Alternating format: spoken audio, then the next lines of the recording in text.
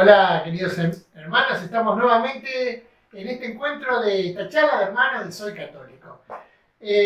Indudablemente que venimos tocando un tema que es bastante actual, porque hemos hablado de la pasión y hemos hablado un poco del sufrimiento del hombre, cómo resignificaban esa pasión, ¿no es cierto? Y ahora vamos a meternos en otro tema que aún hoy es incomprensible, ¿no? Que tiene que ver con la muerte de Jesús, ¿no?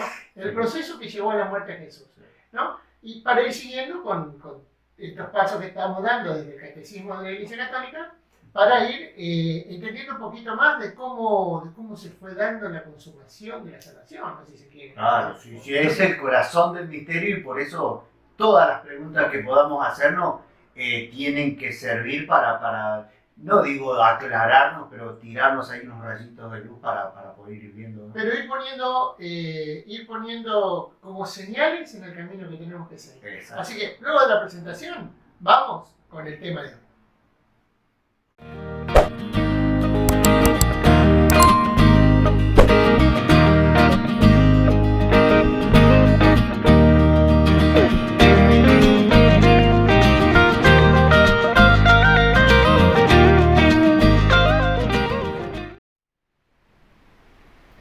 Y como dijimos al empezar el programa, vamos a ver la pregunta sería ¿qué llevó a la condena de Jesús?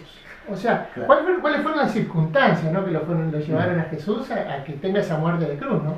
Y sí, porque, digamos, me parece una pregunta muy pertinente, se la hace el catecismo, Sergio, porque en definitiva, a ver, más allá de que nosotros podamos decir que era el plan de Dios y del designio, pero digamos, ¿qué llevó? Digamos, tenemos que tratar de pensar como totalmente hombre, ¿no?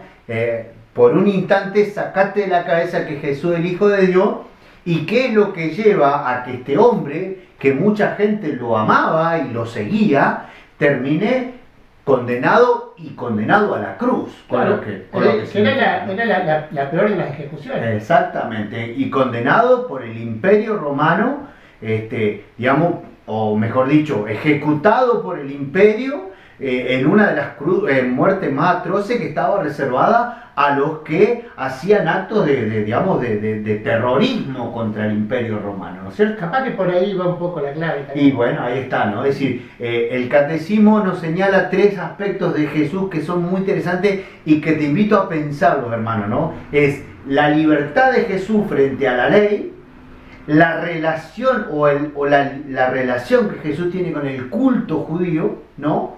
Y el tercer elemento es la nueva identidad de Dios que Él revela en un pueblo donde estas tres cosas son fundamentales. La ley y el templo, recordad que eran como las señales de la presencia de Dios, ¿no es cierto?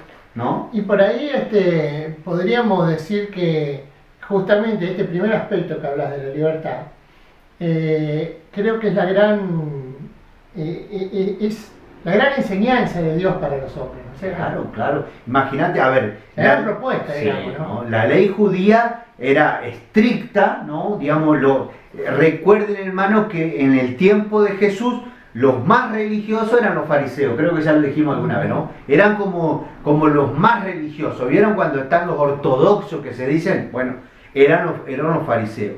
Y realmente Jesús, frente a ese fariseísmo, frente a ese cumplimiento de la ley, manifiesta una gran libertad. Más allá de que él insiste que no vino a abolir la ley, sino a cumplirla, que ni una i ni una coma de la ley se dejará de cumplir, Jesucristo se manifiesta con una gran libertad, incluso a la hora de interpretar la ley, a favor del hombre. Y esta es una de las claves, ¿no? Es decir, la libertad de Jesús no es el yo hago lo que quiero. Siempre está pensando en la persona destinataria de esa libertad. Y ahí quizá está la clave para entender, podríamos hablar incluso de una libertad cristiana, Sergio. La libertad cristiana que pone a la persona en el centro de la cuestión y no a la persona solamente como un obedecer ciego a una norma divina. Ahora tengamos en cuenta que si nosotros, en derecho, ¿sí? Una de las premisas para juzgar ¿no? En el caso cuando le toca a los jueces, es ver el espíritu de la ley, el espíritu de la norma, para entender. ¿No? Y fíjate que si nosotros observamos al decálogo o a los 10 mandamientos, como base, convengamos que hay unos 600 preceptos que tenían aproximadamente, 613 preceptos que tenían que cumplir el judío, era, por decirlo de alguna forma, ley muerta, ¿sí? ¿Por qué? Porque solamente te decía lo que estaba mal, ¿no? Indudablemente que ya era condenación, por eso esto que dice Pablo, ¿no? El motivo de condenación. Y Jesús viene con esa libertad a ponerle vida a la ley, por eso es que él dice que no viene a abolirla, sino al contrario, viene a que esa ley, digamos, no digo que se supere a sí misma porque es una ley que proviene de Dios, pero sí que le ponga la vida que esa ley quiere dar en ese espíritu, justamente, que es el Espíritu Santo. Y que justamente la ley te lleva a la superación de la ley por el amor. Fíjate vos, ¿no? Esto es lo que Jesús viene a enseñar. A ver, Jesús, y después Pablo y el cristianismo lo va a decir, para el que ama, ya cumplió toda la ley, lo decía este domingo en la palabra, el que ama ya cumple la ley. ¿Por qué? Porque si te dice, no te tengo que maldecir, no te tengo que hacer daño, no te tengo que herir, te tengo que amar. Y si te amo, no te voy a maldecir, digo, la superación de la ley es el amor. Es que ahí está la cuestión, es decir, o la ley mata porque te pone en evidencia tu macana, pero no te ayuda a salir de ahí. O la ley en el espíritu da vida, el espíritu da vida incluso animando a la ley, ¿sí? Invitándote a superarlo. Claro, por eso me hace acordar justamente cuando se habla en Gálatas 5, 5, 19 al 22, que habla de la ley del espíritu de la carne, el espíritu del hombre, ¿no? Por ahí, el Espíritu Santo, dice, ante todas estas cosas, cuando te habla del Espíritu Santo, la ley está de más. Claro, ¿no? Claro. Incluso acordate cuando Jesús le dice, si uno te exige que camines 1 kilómetro, camina 2 con él. Supera la exigencia de la ley con el amor, ¿no? Entonces, este es un primer aspecto fundamental, es decir, Jesús es judío y es cumplidor de la ley, ¿no? Pero para superarla y para vivir el espíritu de la ley. Esto evidentemente a los fariseos les molestaba muchísimo y a la gente le gustaba porque le encontraba el sentido a la ley. La gente sencilla le parecía bárbaro, ¿no? Pero en definitiva, a ver, la ley de la pureza queda superada cuando está la necesidad del otro, que es el buen samaritano. El sacerdote y el levita no se animan a romper con la ley. Y ahí había un pobre gaucho tirado necesitando una mano. Y esto trayéndolo a nuestros días, ¿no? También porque muchas veces nos quedamos con el cumplimiento, ¿no? A veces que hacemos el jueguito de cumplimiento, claro, ¿no? Y que a la larga ese cumplimiento se va haciendo una carga, ¿no es cierto? Ante aquello que nosotros deberíamos, digamos, nuestra práctica religiosa debía ser la consecuencia del amor que le tengo a Jesucristo. Es que ahí está. Por eso es que nos cuenta tanto la perseverancia o la constancia. ¿Por qué? Porque entendemos a veces la religión o nuestro culto, lo entendemos como una serie de ritos, claro, ¿sí? De experiencias religiosas sin meternos en la experiencia salvífica que es eso de amar al Señor. Y ahí te metiste en el segundo tema, ¿no? El segundo aspecto que digamos va a producir mucho escozor de Jesús es la relación con el templo, pero también con el culto judío y con el sábado, por ejemplo, ¿no? Es decir,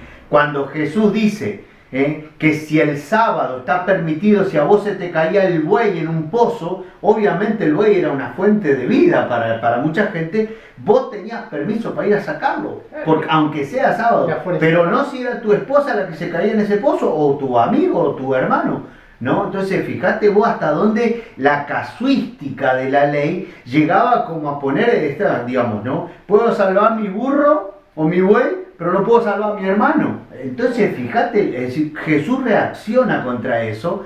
Y obviamente el templo se había convertido en lo que él dice, una cueva de ladrones, porque digamos estaba todo armado para juntar plata en el templo de Jerusalén.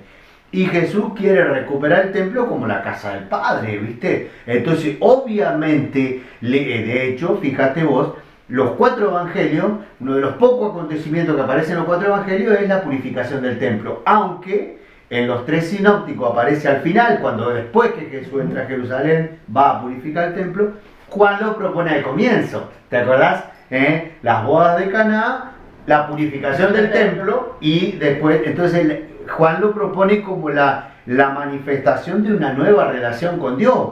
En las bodas de Caná, una nueva relación con la ley, con el vino nuevo de la ley, y en el templo purificado. Pero en definitiva este es uno de los segundos acontecimientos que lleva a este rechazo a Jesús por su libertad. De nuevo, la libertad frente a esa institución que tenía que ser la casa del encuentro con Dios, pero que se había vuelto un lugar complicado, complejo y en definitiva, bueno, toda una serie de negocios ahí atados al culto y a la relación con Dios. Ahora, realmente poder llevar adelante una realidad de libertad requiere un crecimiento, una confianza, requiere un trabajo, digamos, que el hombre tiene que llevar adelante con mucho esfuerzo también, ¿no? Sí, o sea, sí. digamos, en esto que nos enseña Jesús de esa libertad, haciendo natural lo que no era natural para ellos, ¿no es cierto? Indudablemente que también tiene que ver muchas veces con los condicionamientos que nos ponemos en nuestra vida, ¿no? Sí, con todos esos condicionamientos que tenemos que la sociedad, que lo que dice la mayoría, que muchas veces nos lleva inclusive a una de las cosas que hoy por hoy, si se quiere, no digo ataca, pero sí que trae ciertos perjuicios a nuestra iglesia, que es el autosecularismo, que bueno, yo no hago esto, no hago aquello, justamente porque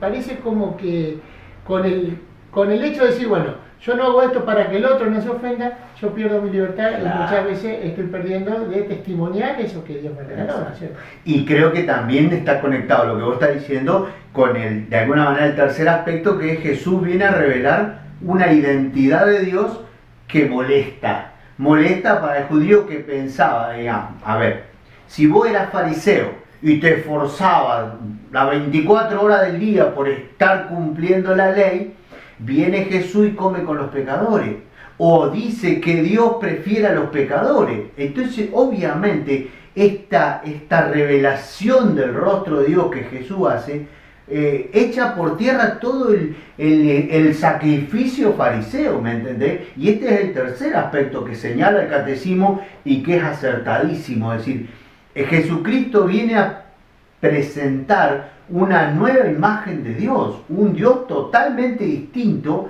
al que ellos vivían, ¿no? Es decir, imagínate vos, si vos tenés que vivir tratando de agradarle a Dios, y de golpe viene este muchacho, viene Jesús, y dice que Dios prefiere a los pecadores. Vos entonces decís, ¿para qué pucha me esforcé toda la vida? Entonces, el hijo mayor de la parábola. Exactamente, ahí está, el hijo mayor de la parábola. O cuando Jesús le dice que Él vino para los enfermos y no para los sanos. Imagínate, digamos, eso echa por tierra los 3000 años de judaísmo para decir, yo me estoy esforzando para ser justo, y resulta que este viene y dice que Dios prefiere al que peca o al que se equivoca, pero vuelve, ¿no? Ahora se me ocurre esa, digamos, esa consigna de Jesús, ¿no? Que yo vine para los pecadores, dice el doctor, es para el que está enfermo. Sí, claro. Se me ocurre también una prueba del corazón de los hombres, ¿no? Una prueba del corazón porque yo pienso también que muchos judíos contemporáneos que tenían una vida en el espíritu, si se quiere, sin haber un derramamiento así del espíritu todavía,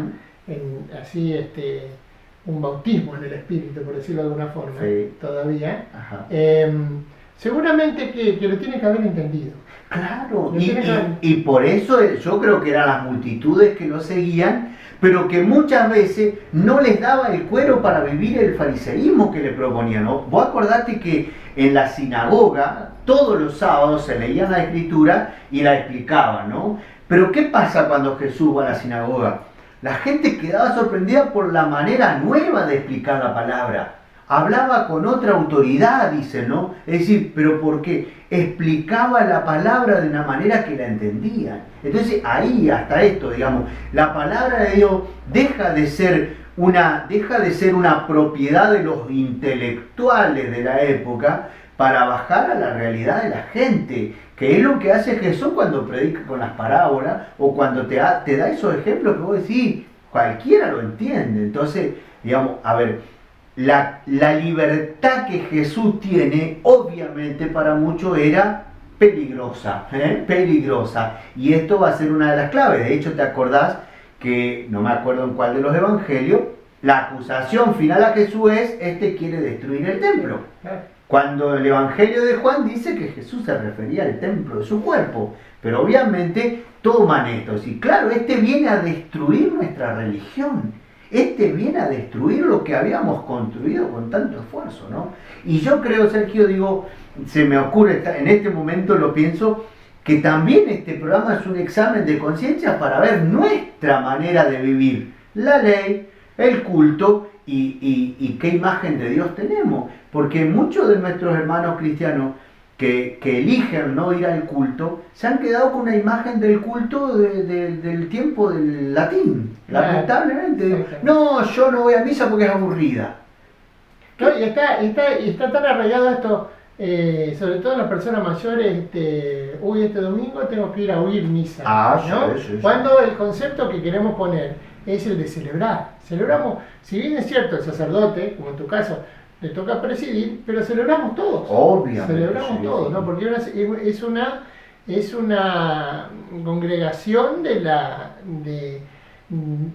es una asamblea de los hijos de Dios. Sí, claro. Entonces qué importante esto que decía. Pero Jesús ha sido duro, tal vez para que reaccionen, ¿no? Porque le decía, ustedes cargan, llenan de cargas imposibles, dice, de soportar a ellos, ¿no? Claro, sí, ¿no? Y por ahí él llega a decir, carguen con mi yugo, que es suave y liviano. Es que claro, el yugo era el yugo de la ley. Vos sabés que para los maestros de la ley enseñaban que la ley era un yugo, pero que había que llevarlo para hacer, digamos, para cargar con la palabra de Dios en la espalda. Y Jesús le dice, sí, pero mi yugo es suave y liviano. Digo, entonces ahí está la clave, es decir, perdón si la actualizamos demasiado el tema, pero me parecía importante pensar de decir, ¿cuál es nuestra relación con el culto? ¿Qué rostro de Dios tenemos, Sergio? Porque todavía está muy presente en nosotros, a veces muy solapadamente, aquel dicho de la abuela, Dios castiga y no muestra la vara. O Dios castiga, o Dios te va a castigar. Mucha gente todavía sigue pensando eso. Y no es el Dios de Jesucristo, no es el rostro del Dios de Jesucristo, ¿no? Me viene a la memoria una anécdota en un encuentro, en los encuentros que hacíamos para jóvenes. Bueno, teníamos un equipo que nos tocaba dar algunos temas que nos servían para reflexionar. Y bueno, a mí me tocó dar uno de los anteúltimos temas. El anteúltimo tema que hablaba de mi vida en y para la iglesia.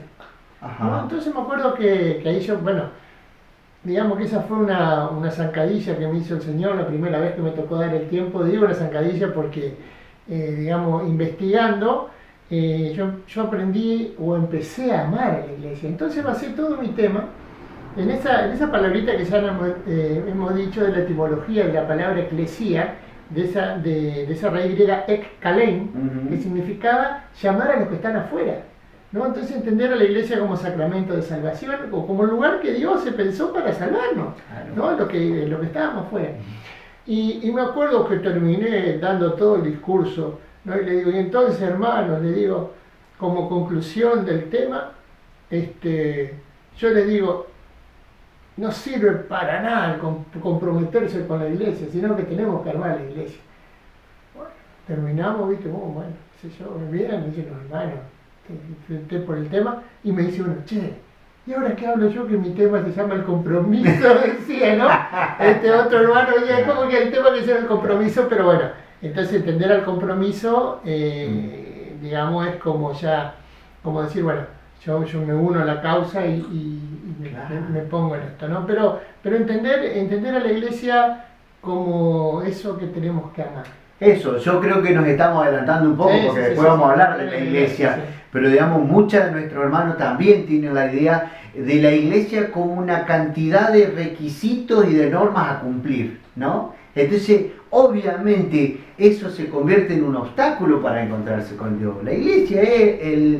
La iglesia sos vos, hermano, soy yo, en cuanto que hemos sido llamados por Dios a una vida de hijos, ¿eh? Y vos en tu casa, como hijo, tenés, toda familia tiene un ordenamiento, una estructura, unas tareas, pero digamos, vos no vivís desde ahí, vos vivís esta es mi casa, esta es mi familia, ¿no? Entonces, en definitiva, digamos, también redescubrir que la religión como sistema así humano, divino, es una estructura, es un andamio, pero no es la casa es otra cosa.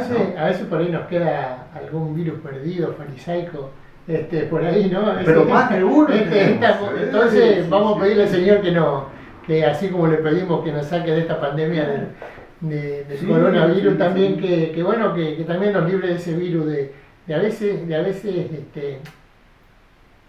yo sé que muchas veces no lo hacemos queriendo, pero por ahí damos esa idea, ¿no? Esa imagen de fariseo ante otros, ¿no? Porque es muy recurrente en aquel hermano que quiere hacer caso, que por ahí no sabe cómo, y encuentra el pretexto justo cuando dice, mira, vos que vas a la iglesia. Claro, cosas claro, así, ¿no es sí, cierto? sí. Así que bueno, y digamos para ir cerrando, retomar esto de que murió crucificado, ¿no?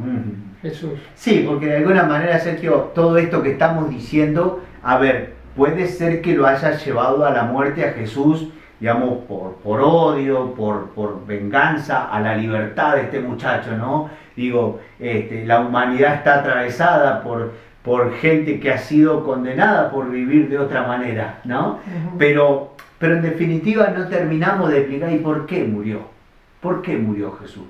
Y ahí sí o sí tenemos que hablar del misterio de Dios, del designio divino, del plan divino y fundamentalmente del amor. Claro. No nos queda otra. Ahora, indudablemente que, digamos, el cargo hoy por hoy, si estaría escrita la sentencia de Jesús, el cargo era más grave, para ellos era haberse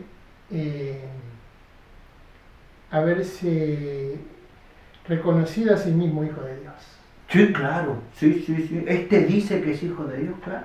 Te propongo para el próximo programa que toquemos un poquito esto de que descendió a los infiernos, subió a los cielos. Uy, sí.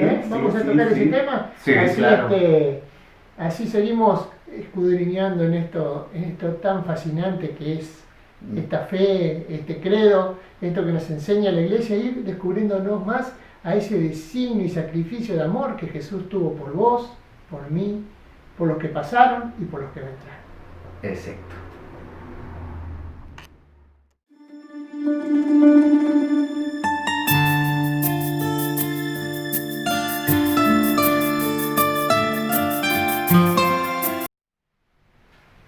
Y bueno, luego de ir descubriendo, ¿no? Este esfuerzo, esto hermoso que nos quiere regalar el Señor, qué bueno será pedirle que en nuestros corazones se vaya generando esa vida que quiso traer el Señor a la ley, esa vida en nuestros ritos, esa vida en todo nuestro culto, esa vida en cada misa de poder vivirla distinta, esa vida en aquello que nos propone la Iglesia como camino, pero sin que sea una carga, sino que sea justamente ese yugo liviano del Señor.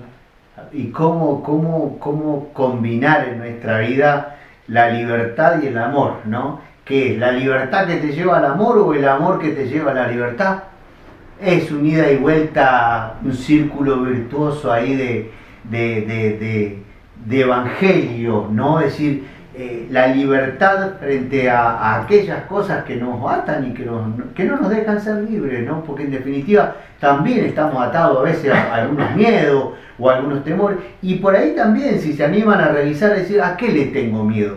Y muchas veces tengo miedos relacionados con falsas ideas de Dios, ¿viste? O con falsas ideas de uno mismo, o con una falsa perfección que no tenemos y que nos cuesta asumir. Entonces digo, a mí la encarnación de Jesús me habla también de realismo, Sergio.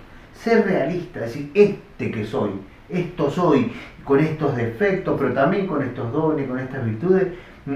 Que soy, amado por Dios, estoy llamado a vivir ya no desde la ley, sino desde el amor, ya no desde el culto, sino desde la relación con Dios, ya no desde estos miedos, desde mi humanidad más baja, sino desde un plan que Dios tiene para salvarte a vos y a mí, ¿no? Entonces, y sobre todo que le pedamos al Señor que nos dé esa decisión para que nuestra vida en libertad, ¿no? Podamos expresar ese amor que le tenemos al Señor, porque yo creo que todos le tenemos amor al Señor, sí.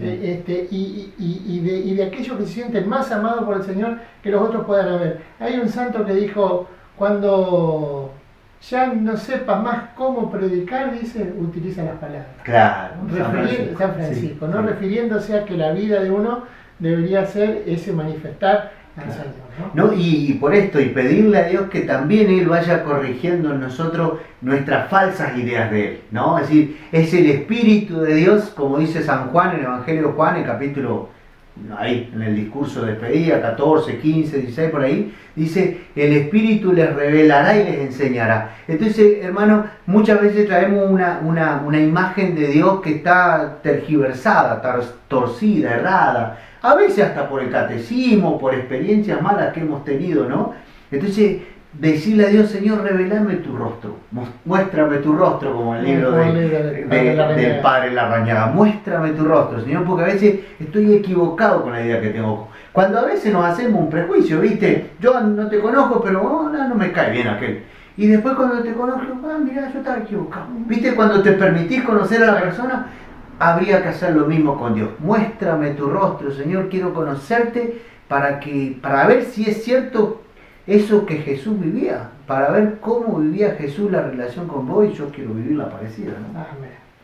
Hermano, el Señor bendiga tu vida, dale gracias a Dios por el don de la libertad que tenés, la libertad y el amor que Dios ha puesto en tu corazón.